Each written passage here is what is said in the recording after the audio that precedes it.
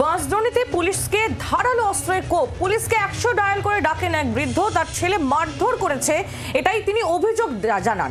ঘটনাস্থলে যখন পুলিশ কর্মী যান তখন তার উপরেই হামলা, পুলিশ কর্মীর উপরেই ধারালো অস্ত্রের কোপ ওই বৃদ্ধের ছেলের বিরুদ্ধে আগেও খুনের মামলা রয়েছে বলে জানা যাচ্ছে।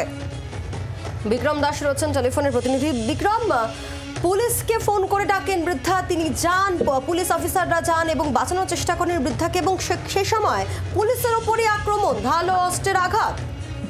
একেবারেই তাই।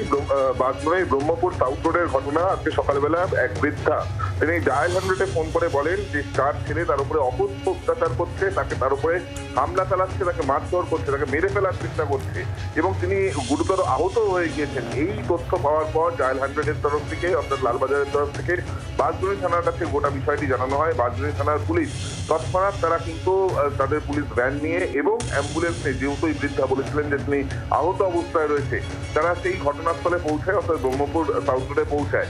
সেখানেই যখন পুলিশ পৌঁছায় তখন কিন্তু কার্যত যেটা জানা যাচ্ছে যে শম্ভুনারায়ণ ভট্টাচার্য, যেই বৃদ্ধা ফোন করেছিলেন, তার ছেলে রুদ্রদীপ ভট্টাচার্য, তিনি কার্যত পুলিশের ওপরেই চড়াও হয় ধারালো অস্ত্র নিয়ে এবং একজন পুলিশ কর্মীকে কার্যত ধারালো অস্ত্র দিয়ে কোপানো হয় বা কোপ মারা হয়, এমনটাই কিন্তু আমরা জানতে পারছি।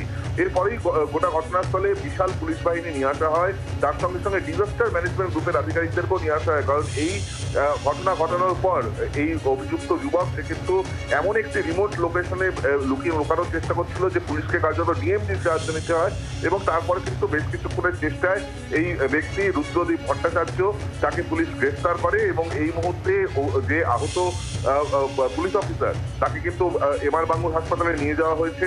আহত বৃদ্ধ শম্ভুনারায়ণ ভট্টাচার্য, তাকেও হাসপাতালে নিয়ে যাওয়া হচ্ছে, তাদের চিকিৎসা চলছে। অপরদিকে পুলিশের তদন্ত করতে গিয়ে জানতে পারছে যে রুদ্রদীপ ভট্টাচার্য তার নামে কিন্তু এর আগেও মার্ডার কেস করা হয়েছিল, অর্থাৎ তিনি কিন্তু মার্ডার কেসে একজন অভিযুক্ত, বর্তমানে তিনি জামিনে রয়েছেন।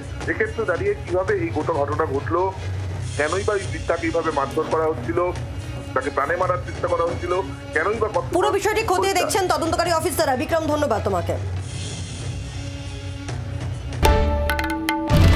বাংলার আওয়াজ, বাঙালির আবেগ, জি 24 ঘন্টা।